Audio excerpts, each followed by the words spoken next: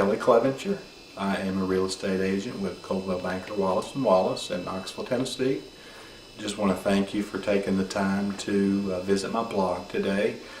Today we're going to be talking about the home inspection process. It's a very critical part of the home buying process.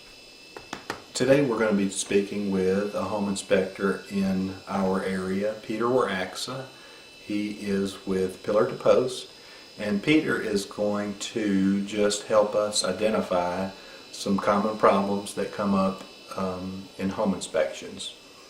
Now, this is by no means a substitute for a home inspection because some of the things that are found are just not readily apparent, but this is just some general guidelines to help us as we evaluate potential properties. So what we're going to do now is go on site with Peter Waraksa. Thank you very much. Hello everyone, my name is Peter Waraksa from Pillar to Post Professional Home Inspection in the Knoxville, Tennessee area. I'm here to discuss a few things that homeowners may want to look at while they're out looking at houses, just to give them an idea if it's something that may be an issue for them down the road. So first thing we're going to probably take a look at then would be the grading around the house. You want to be sure that your property around the house has a proper slope away from the building. In the event of heavy rain, water's going to drain away from your foundation, especially if you have a crawl space or a basement situation. You want to help make sure that condition is present so the slope will take the water away from your building and help avoid a wet basement or a wet crawl space. We're going to talk about landscape grading right here. If you look down here, you'll notice that this earth and lawn are sloping right back into the corner of this foundation wall. So if you get any heavy rain in the area, all this water is going to be taken right up against your foundation. This particular home has a crawl space, therefore we want to try and change this slope to have any water drain away from the building and stay out of the crawl space. The other thing you may want to look at quickly is, while you're walking around the house, is to check the foundation wall for any unusual cracks. Small cracks, typically like this one right here, are usually fairly common in a home. Most homes are going to have some cracks or another. Any cracks that may show misalignment vertically or that may be larger than 3/4 of an inch could indicate some issues that may be a serious repair. And we will recommend usually in this situation that an engineer or a professional such as a contractor would come in and take a better look at this and see if they can determine what the cause and any fix for that type of problem is.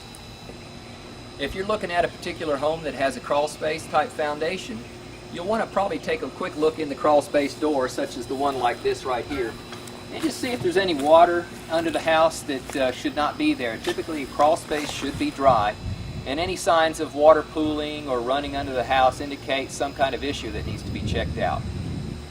Also with the crawl space foundation, you want to check the foundation vent's relationship to the earth, much as we talked about grading earlier. In this situation here, you'll see the foundation vent is right at or slightly below grade level. Any excessive rainwater could potentially drain right through the vent and into your crawl space, causing moisture-related issues. Now if we walk up further along this wall over here, you're going to see that this particular foundation vent has a vent well there. And the vent well is designed to hold water away from that foundation vent in the event of heavy rain and allow that to drain on out away from the foundation and crawl space. Another item to keep an eye on is for any water-related damages to wood or trim around the house, any sidings or trim material that are present. In this instance right here, we have some trim around the garage door, and we notice that the water's been getting through this joint on the siding and caused this wood to get very soft and rotted. Taking a close look at the roof when you're looking for homes can also give you some signs of some potential issues that are going on. You want to look for raised shingles that may be showing nails popping up from underneath, and you want to look for loose ridge vents or possibly flashings that have deteriorated, like around plumbing vents or chimney areas.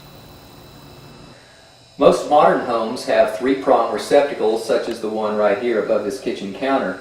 You'll have your neutral, your hot, and your ground openings on this. What you may want to look for on older homes is a receptacle that will only have 2 slots and no ground prong. If you like to use a lot of different electronic equipment, even computers and televisions, will want a grounded receptacle in order to keep the unit operating safely and be protective of static electricity charges. Now, another type of receptacle we like to see for safety is called a ground fault circuit interrupter. And that's like this particular receptacle here, where you have a test button and a reset button in the center of the receptacle. These are designed around usually areas where they're susceptible to water, such as kitchens, bathrooms, and exteriors and garages. And these will automatically provide the ability for the receptacle to shut off in the event of a water contact on an electrical appliance. Another thing you want to look at while looking at houses is the condition of the windows. Sometimes windows that have a seal that has been breached in between the double panes of glass will have a fogging effect, or actually it would look like there's water on the glass. And the glass will usually contain the water between the two panes and not on the exterior. This is a condition that can be costly to replace. Generally, it's not a big problem as far as energy efficiency or any kind of water leaking in, but is an issue that the windows can only actually be taken care of when the glass is replaced itself.